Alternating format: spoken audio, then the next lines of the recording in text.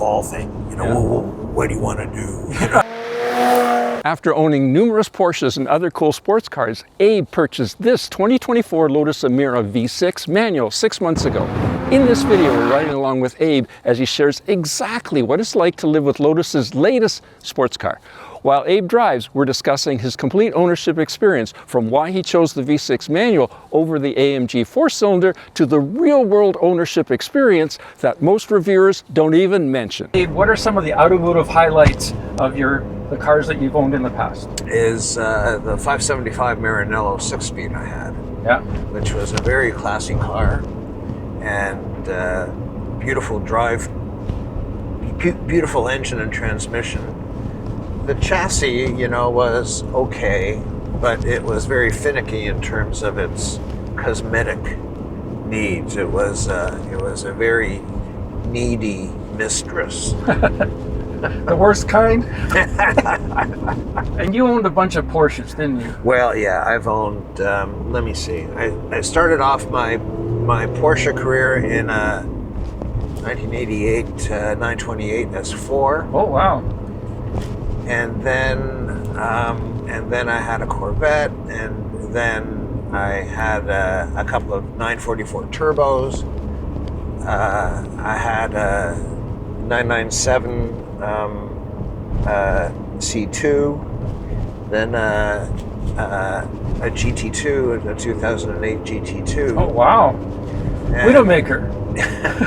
And a 928 GTS.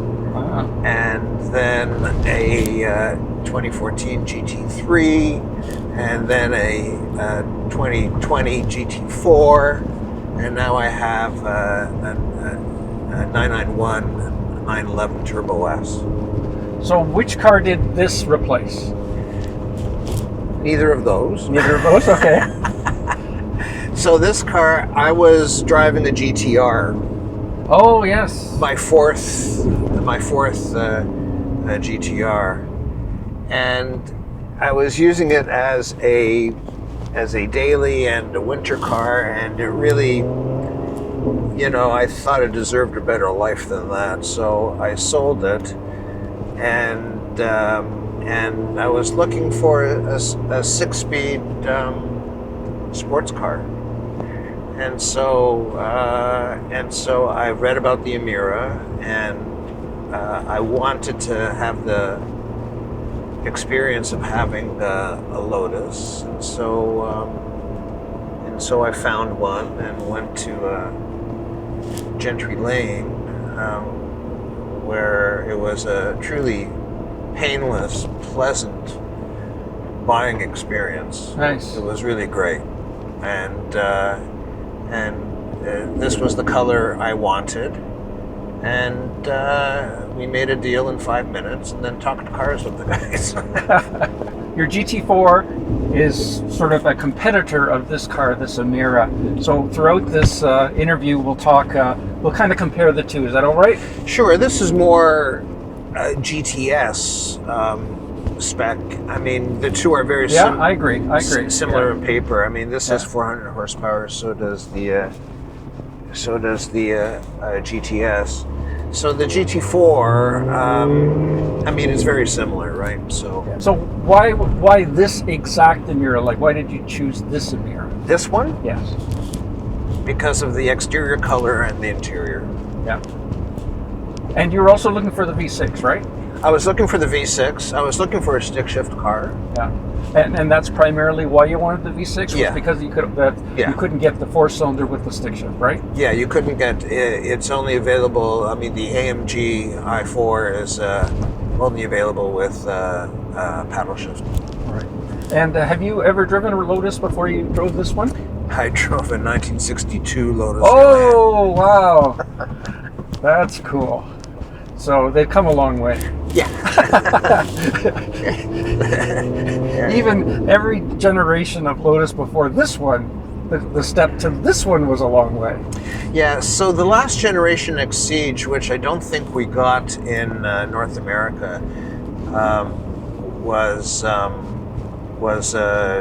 two-door fixed coupe, but it had 4 quad lights in back. and I really liked that car, but was unable to be purchased here. The other Lotus that I've liked was the Lotus Eclat, which is an old I remember. thing. I remember. You know, front engine, rear wheel drive. But I've always liked Lotus, because I remember driving the '62 Elan. You know, the feel of the gear shift was like, you know, bolt action in a rifle. It was just really, really direct. And so, but this is my first experience owning an English car, which is half Japanese. But What attracted you specifically to the Lotus and or the Emira? Was it like its specialness, or like what specifically attracted you? Well, the Emira, I think, is just a beautiful design. Oh, absolutely. You know, I mean, it's just it's such a pleasure to look at. And you know, I bought the car without driving it. You know, I saw the interior, I liked it. Everything felt to hand. The pedals were well placed for heel and toe. Didn't have to do any, you know, pedal modifications. Right. And it was just, I bought it on reputation and from what I've read. Yep. And I haven't been disappointed. Yeah. And did you do much research, or just over the last period of time you've been thinking about it? I did research, yeah. Oh, you did? Oh, yeah. Okay. And what in the research, what specifically appealed to you about it? Its design, tactility, and handling. You know, so like driving this, as opposed to many of the other cars I've owned, is a very immersive, soulful experience. You know, you have the exhaust note.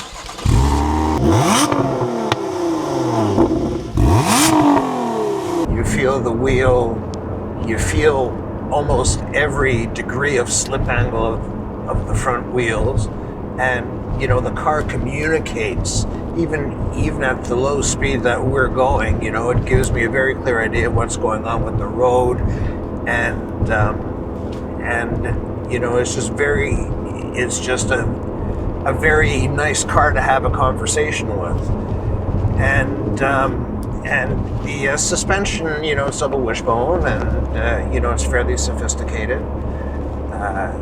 You know, I think it's a more sophisticated suspension system than the McPherson struts on the Cayman. That sort of was, to me, was borne out on the track. One of the complaints I've had about the Cayman is the rear end, the rear of the car, the rear suspension never filled me with a lot of security. You know, I was always on guard, and I felt that at the limit, like if you think of corner 8 at Mosport, at the limit, you know, if you just want to slightly adjust the attitude of the car, you would adjust the gas pedal by micrometers, and the car was I thought would overreact, whereas this has a very linear, to me, at the limit, had a very linear kind of feel and was more predictable. Yeah, super important, and I get it. You know. So we touched on aesthetics a little bit earlier, but so what aesthetically appeals to you most about this car? Curves. Curves. Guys love curves. Yeah. And is there a certain angle from which the car is most appealing to you? I like the quarter angle best. Yeah. But the car looks good to me from all angles. I think the least flattering angle is directly side view. Right. But I think the car is beautifully proportioned, and you know, so. Yeah, it looks like a near exotic. Well, it looks exotic enough to be an exotic on its own. Right. You know, but it's there's a big step from this in terms of the next level of exotic. You know? Yeah, well, there is, and you know, the next level of an exotic is, you know, that would have the kind of visceral look appeal would be, you know, I'm just not interested in that. Yeah, no, for sure. And what about the interior? What do you think of the look of the interior? I like the interior. I've always preferred round gauges as opposed to a linear tachometer. I don't mind a digital speedo, but I like a tachometer to be round. But you know, that's neither here nor there. I find that the gear shift is a bit too close to me as a driver, but you know, that doesn't affect me one way or the other. You know, you get used to it. What do you think about the interior, Abe, of this car compared to, well, let's talk about compared to your GT4 or your other Porsches? Well, I've always liked the Porsche instrument panel. Yep. You know, I find that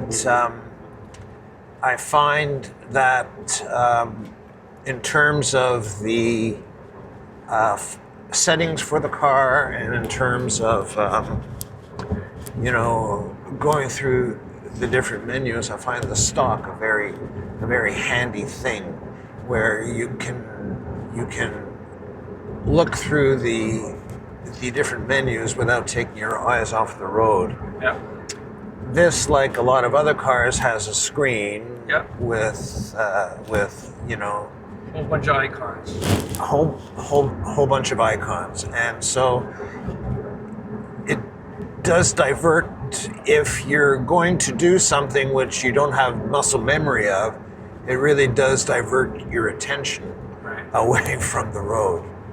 And that's one thing that I don't like about this car and other modern cars. You know, it's just, I mourn the loss of knobs and buttons. You know, so the really good thing about the interior of this car, which is a bit better than the Porsche, is the visibility, because these are two big mirrors. Yep. And all the blind spots are covered, and I don't have any, you know, qualms about backing up in tight spaces or anything else like this, or worried about my blind spot. Yep. In the GT4, I bought you know, convex mirror for the driver's side too, so to give me more blind spot coverage. But this is good right out of the box. So a couple of the unique things about the interior of this car is the exposed gear linkage on the side of the console, and also the start-stop switch with the red cover on it. Yes. What do you think about those things? Gimmicky, or do you kind of like them? Well, you know, I mean, if you're lifting the cover for the, you know, start-stop thing, I guess that's, I don't know, they maybe want to make you feel as if you're, you know, taking off from an aircraft carrier, you know. Yeah. I think that's a bit gimmicky. Yeah. I think that the exposed gear shift mechanism is gimmicky, because I'm not going to be looking at that. No. You know, and also the throttle. You can look in the mirror and see the throttle. Oh yeah, at the body, back. Yeah, right? yeah. You know, that doesn't, to me, doesn't serve any useful purpose. I'm not going to be, when I'm accelerating, the last place I'm going to be looking is in the rearview mirror for the throttle. So. Yeah, no, that makes perfect sense. You know, and so there are other, you know, things. The car has a dipstick. Cool. But when the car is hot, you got to stick your hand right into the hot engine bay to pull out the dipstick. Yeah. And you can, you know, it's not the most comfortable thing in the world, because there are exposed bits you can bump against, but you know, it's all right. I mean, the car isn't without its quirks, but that's right. But once you get into it, you know, all is forgiven. That's for sure. What's the body made out of? It's composite. Yeah, and I couldn't believe, like, composite is much different than fiberglass. I think so. I don't know the specifics. I don't know anything. Well, you're right, but the thing is, when I look at the car, it looks metal in terms of how smooth it is, how even it is, ripple-free. Whereas if you look at a Corvette, you can definitely tell the difference. But that's not a steel car because it's not even smooth. I don't know. I'm kind of blind to stuff like that. It's people might say, well, how can you stand the body gaps in that car? I says, I don't see them when I'm driving. Like that isn't something that really enters into my mind because I'm more interested in dynamics than I am about about that. As long as the thing doesn't rattle, I'm happy. Yeah, that's right. And does it? This doesn't rattle. Oh, excellent. So this has the sports suspension, correct? Yes, it does. Do you find it too stiff? Or? No, I don't. For my taste, I think other people do, but I drive my Viper in the city, and that's way stiffer than this, so it doesn't really bother me that much. Right. Okay. And when I first looked at this car, I was convinced it was black. But then I looked at it a little bit longer and I realized it's incredibly dark. Yeah. Do they call this a certain color? Or it's called verdant green. Okay. And a lot of people comment on that from certain angles that I've read. From certain angles it looks black and others it looks green. Oh, okay, well, beauty's in the eye of the beholder. So in terms of how this car is optioned or how this car was set up, because you basically bought it off the lot, right? Right. So the car doesn't come with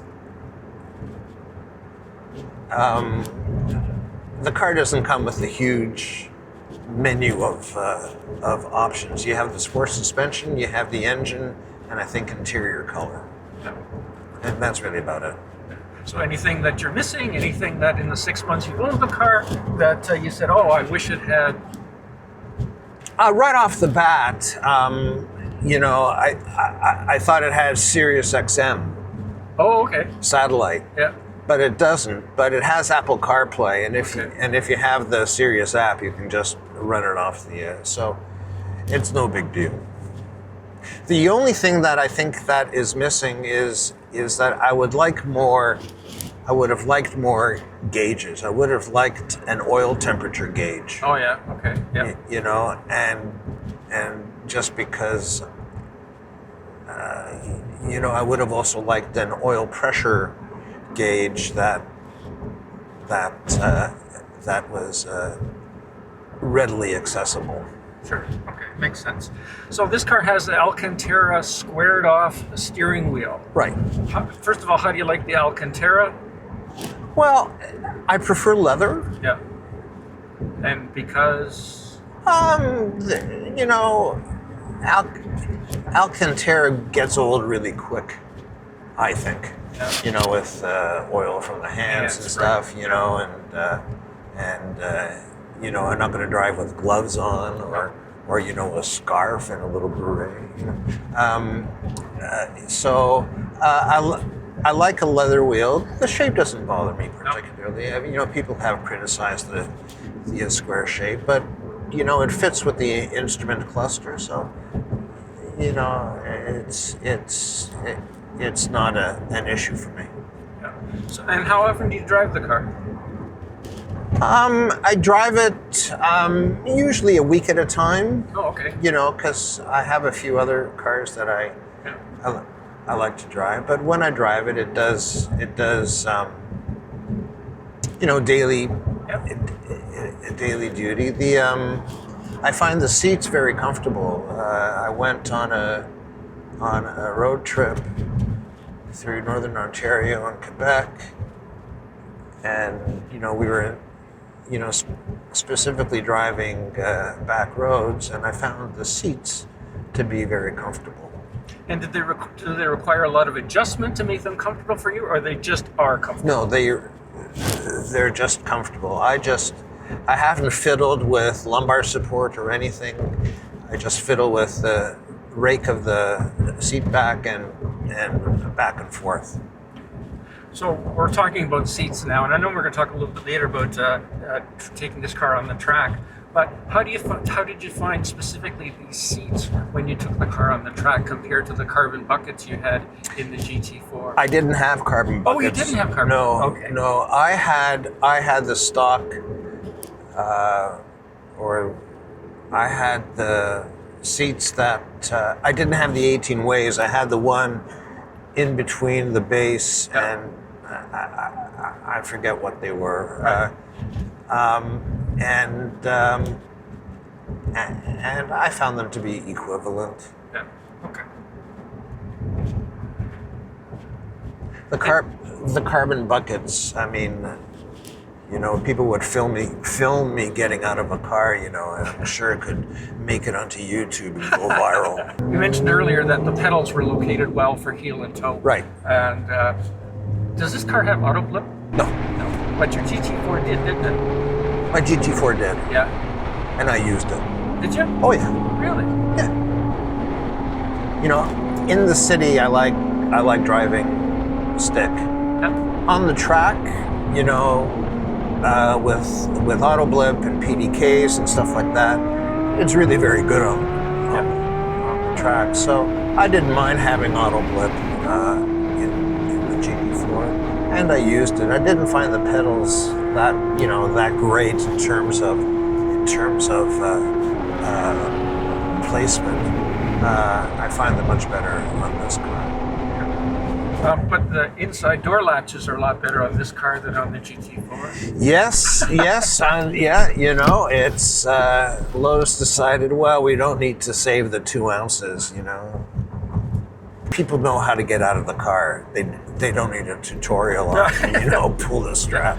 But storage space-wise, I think this car has quite a bit of storage space when you consider behind the seat and the area behind the engine. Yeah, not as much as the Cayman. No? No. The Cayman had a frunk and a good sized rear boot.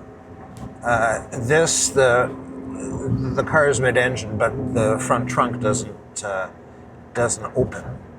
Right. It's not for storage. So what about when you're driving in terms of things like speed bumps or low driveways with dips and things like that? Do you find this car bottoms out, you hit the front splitter more readily or not? No, it's okay. I think I think that you have to be aware that, you know, the car is low and approach like an inclined driveway at an angle. But the car doesn't bottom out. The suspension is actually excellent in terms of its suppleness and in terms of how the springs and shocks are matched to each other. This has non-adjustable shocks, and so you know, it's really just right and gives a supple ride, and it's firm and controlled and is okay on the track too. It's a bit soft for like serious track work, but then again, so is the GT4 in my opinion. It needed to, in that car, I had to put in Swift springs and I put in a DSC computer, shock computer. Oh, okay. Which helped a bit, but this car hasn't required any fiddling. But when you stop to get gas or go into a store or something like that, do people ask you what kind of car this is? Oh yeah.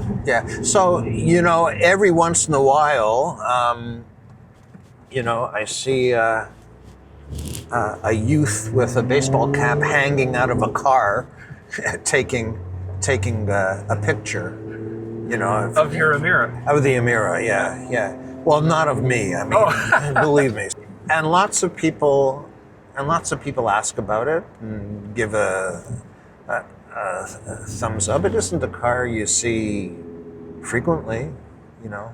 And when you tell people that it's a Lotus, do they know what a Lotus is? Some do, some don't. Some do. And what kind of reaction do you get from other Porsche owners that you're driving this Lotus? No, you know, most of the Porsche owners who I hang out with belong to PCA and drive on the track. So we all have, I mean, a lot of us have different cars that we drive on the track. Right. You know, so I don't think that anybody really cares. They just appreciate a performance car. Yeah, I think so. Like, I can't speak for the, you know, for the general public, where Porsche ownership is maybe more of a status thing than a purchase for its track abilities. But amongst, you know, our peer group, you know, I think differences are celebrated. And have you taken part in any Lotus? Is there a Lotus group that you belong to, or that kind of thing? What's that like? I belong to the Lotus Club, but, you know, with my work schedule, I don't get out. You know, I don't have an opportunity to go to many things, but I get the newsletter and read, and Right. you know. But I don't really have the time to attend social events with my current schedule. Yeah, no. I just wondered, different car clubs or different marque clubs have a kind of a different vibe, I've heard from other people, and I was just curious if you'd noticed any kind of a different kind of a vibe from the Lotus group. Well, I got introduced to the Lotus group at the BMW club, where a guy was driving a Lotus 7. Oh, wow. So he asked me, do you belong to the Lotus Club? And I said, no, I don't. So he gave me the contact. So that's how I got hooked up with the Lotus Club. But I think most of the Lotus owners are, you know, kind of hardcore gearheads, you know, who are into the cars for, you know, the engineering of it, as opposed to a statement. So a lot has been said about the hydraulic steering in this car. It's one of the very few cars left with hydraulic steering. Porsche's done away, well, it's gone the electronic route quite a while Electric now. route, yeah. Can you really feel the difference? I find the steering absolutely exquisite in this thing. Like, you can just feel it telegraphs what the tires are doing, what the contact patch is doing, like loud and clear. You know, it's just very, and it reminds me, what it reminds me of is driving a 70s vintage 911 that's in good shape with manual steering. This car's supercharged. Yes. Have you ever had a supercharged car before? I don't think so. No, but you've had plenty of turbo cars. I've had plenty of turbo cars. Yeah. So how would you compare this supercharged car to the turbocharged cars you've had, more recent ones, obviously, to your more recent turbocharged cars, Well, in terms of power delivery? It's linear.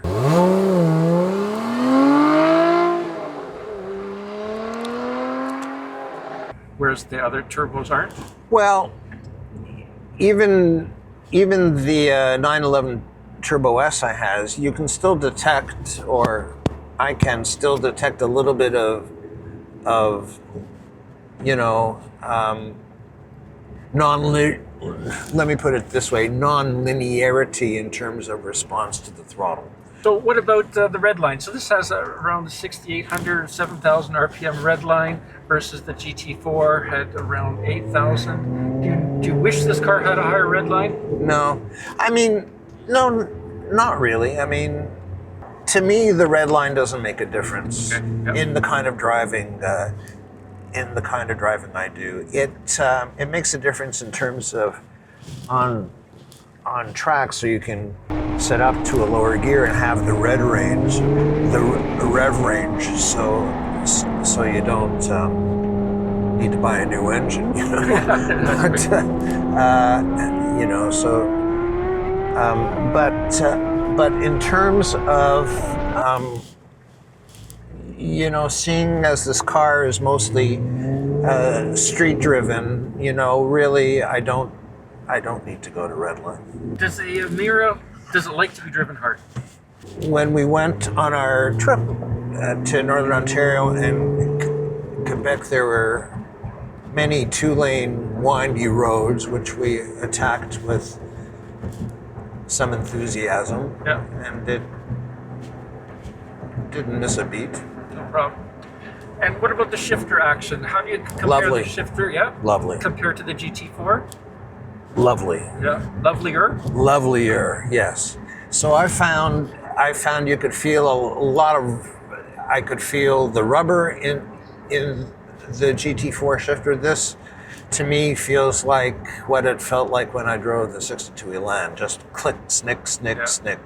You know, no slop. And this doesn't have that super tall gearing like the GT4 had. No, Right? I never really worried too much about the the gearing in the GT4, but what I really like about this car is that you can, if you choose your shift points properly, it's just a single surge of acceleration as you go through the gears.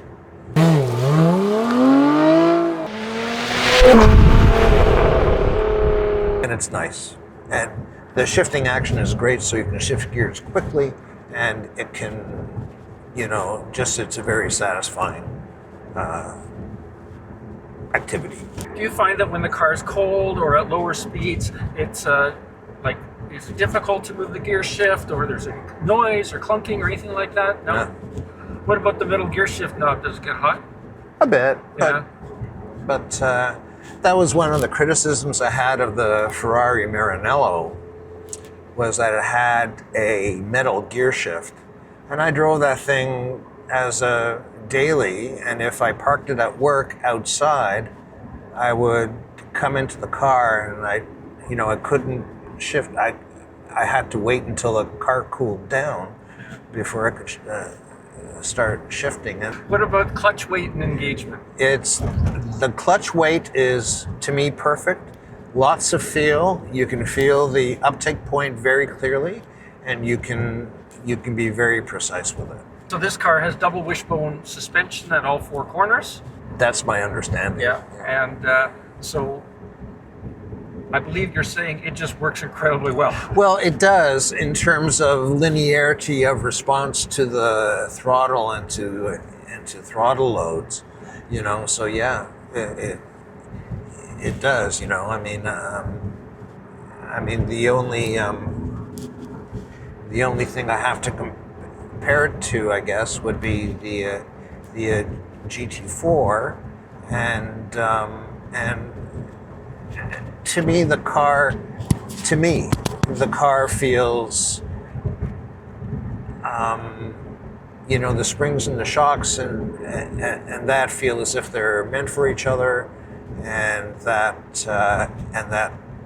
there are no compromises. And does this car have different driving modes, like a sport mode or anything like that you switch it into? Yeah, so this car has a race mode where Okay. it turns off all the nannies. But it just changes the engine responsiveness to the throttle. It doesn't change suspension or anything. The suspension is fixed. And is that something whenever you get in the car you have to change, or it's something you rarely use and you just turn it on when you want it? No, it starts off in tour. I like it in sport because the throttle is more responsive. And sounds better, Yeah. I like the sound of the car. No, it's one of the great things about having a car like this is the sound, that's Yeah. for sure. What about the buttons on the steering wheel? You ever hit those by mistake? Sure. Yeah. I don't like buttons on a wheel. Braking performance for daily use? Fine. Yeah. Oh yeah. Even on track it was fine. I mean, most sport's not a heavy brake track anyway. So on paper, this car is slightly slower than a GT4. Yeah. Is that a concern? No. Its natural competitor is the Cayman GTS, I think, in terms of price point and, and in terms of specification. And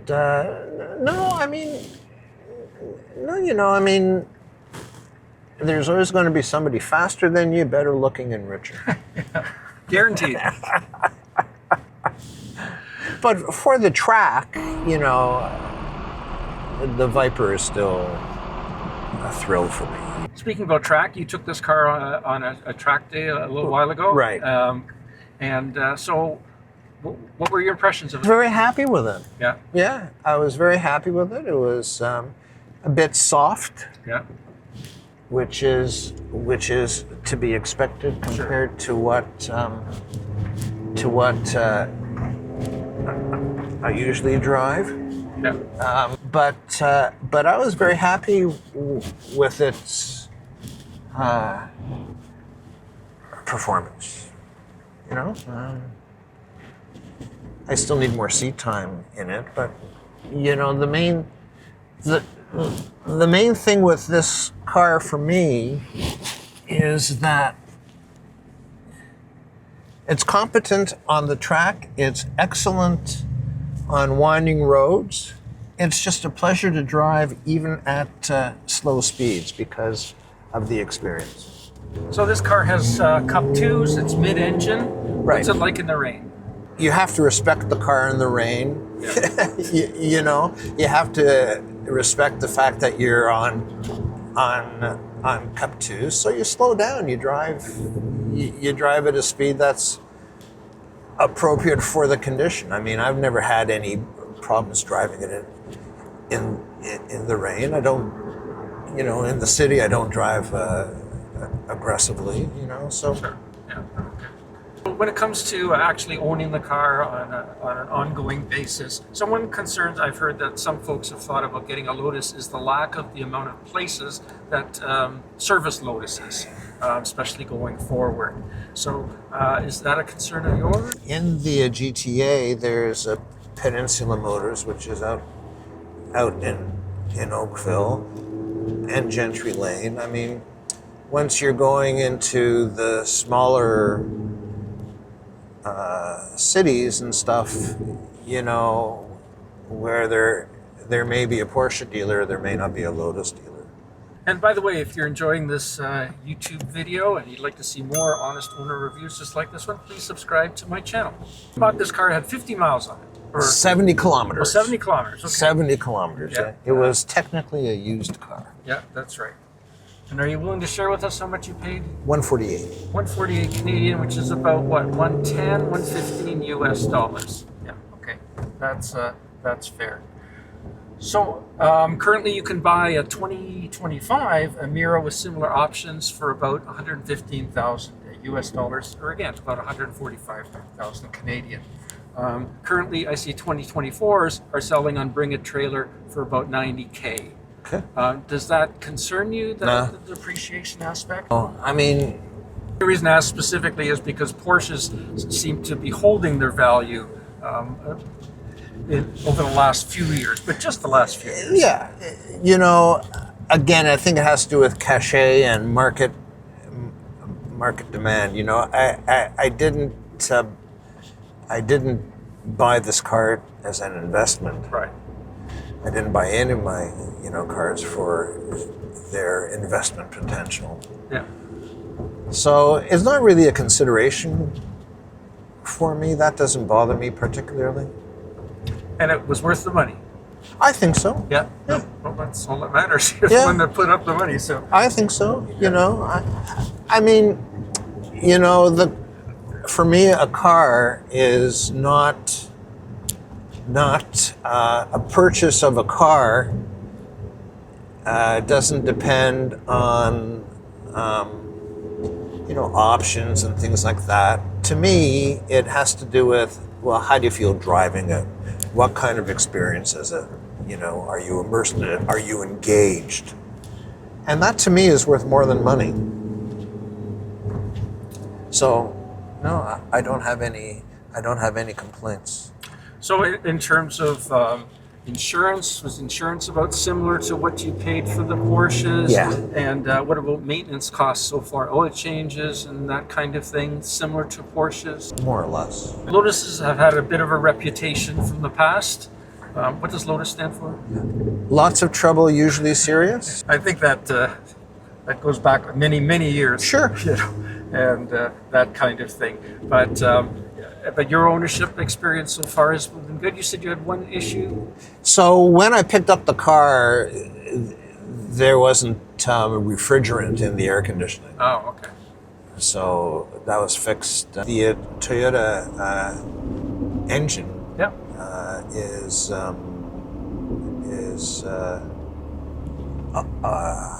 known quantity and reliable. I think maybe that acronym goes back to Lotus when they used the old Renault engines. Oh yeah, way back when, Yep. for sure. Yeah. So, and there haven't been any check engine lights or SOS codes or Nothing. anything like that? Nothing. The only thing I got yesterday was a warning that the battery in my key fob was low. Oh yes, that's right. And that was about it. So another comment I've heard was about the software updates, that these cars have needed a few software updates. You heard anything about that? That hasn't been. I haven't had any difficulties with the software. It's been back to the dealer for oil changes and stuff. So I imagine they updated by as a matter of course. But there's been nothing that has been problematic for me. Yeah, so when you were looking at this car, you were looking for a Lotus and things like that, but there was nothing else that you were considering. I'll either get a Lotus or... Well, I was looking at, I wanted something stick. Yeah. Oh, few and far between. So it's kind of slim pickings. Yeah. And, I was looking at a Mustang Dark Horse. Oh, wow. That's a front engine rear wheel drive, but I have one of those, Yeah. I have a Viper and I thought of, the GR86 and other Miatas and things like this, but I thought that, the aesthetic appeal of the car and its heritage and stuff like that appealed to me, and so it was a very easy choice. It was, it's fast enough to get out of its own way.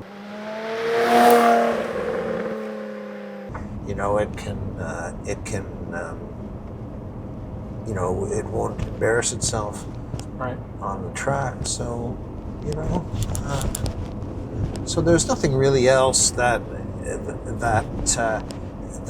I looked at. The Camaro ZL1 1LE has always appealed to me as a driver's car, but I have a Viper,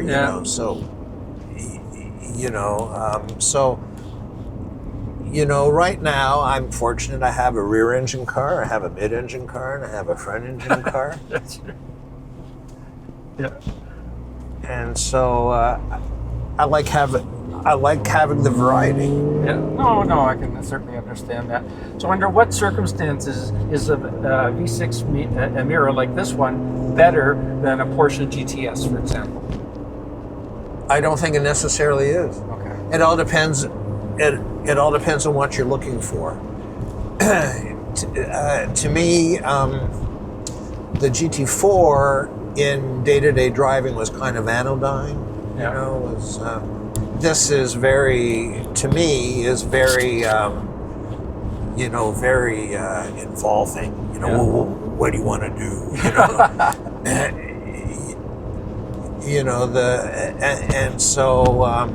And so this car has a soul to it. Yes. I didn't get that feeling from the GT4. So when a friend of mine bought it, I was happy it was going to a good home, but I didn't miss it. So what would you say would be your three things you like the most about this car? Soul, its steering, and its looks. And then conversely, what are the three things you like the least about this car? I think that the lack of gauges is a real oversight. Oh, right, got it. Gear shift is kind of close. I would have preferred it to be another few inches away.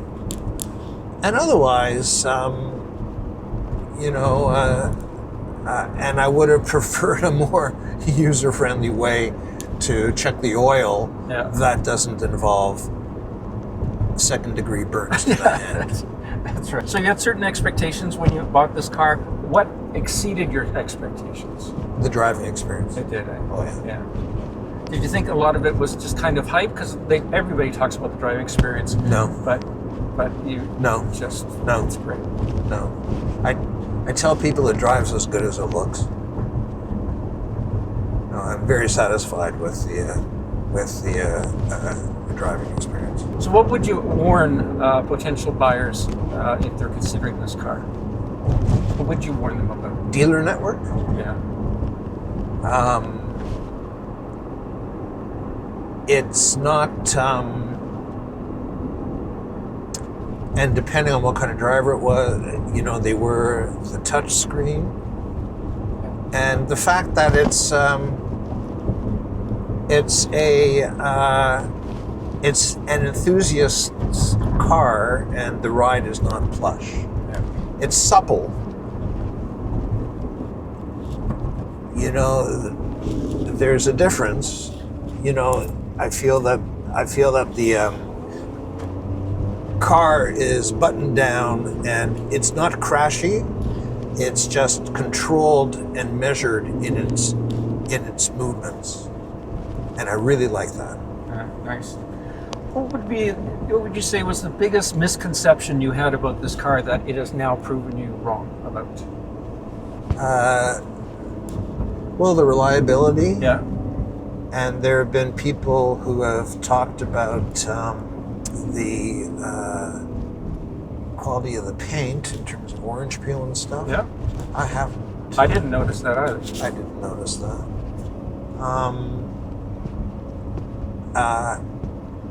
And that's about it. I mean, yeah.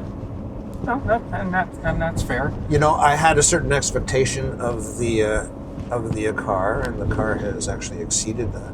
So what's next for you with this car? Are you planning to keep it forever? Well, forever. You know, depending on who you talk to, forever is like 3 or 4 years. Yeah, that's right. When it comes to cars. When it comes to cars. But you know, I've had the Viper for 9 years. It's It's a 2017, one of the last ACR Extremes to be built. And I love the 911 Turbo. I love this. So I would miss this car if I didn't have it. And are you planning any modifications to the car, exhaust system? I often hear people talk about stuff like that. No? No. I'll tell you. While the car is under warranty still, I'm certainly not going to do anything to it. Right. If something happens to it once it's out of warranty, then we'll see. But I'm not planning any modifications on this car. So who would you recommend to buy this car, or a car like this? A serious enthusiast. A serious enthusiast. Yeah. Yeah. As opposed to, I think I'll get a Porsche because somebody else has one, or they look cool, or it'll make a statement. But those are the type of people that definitely shouldn't be buying it, right? The people that just want a cool car. Well, if they're not into the driving experience, I think that they might find it too loud, too harsh, and too direct. So I think that is the. So I think that that's the difference. I think that you would have to be a car enthusiast to some degree to have this. If someone's seriously considering an Emira, your advice would be? How much do you like driving? Now, surprisingly often, Porsche owners are also Lotus owners, so Abe's comments about his ownership experience are very pertinent. Click here to check out my honest owner review of my Porsche Spyder, and I'll see you there. Any questions or comments? Add them down below.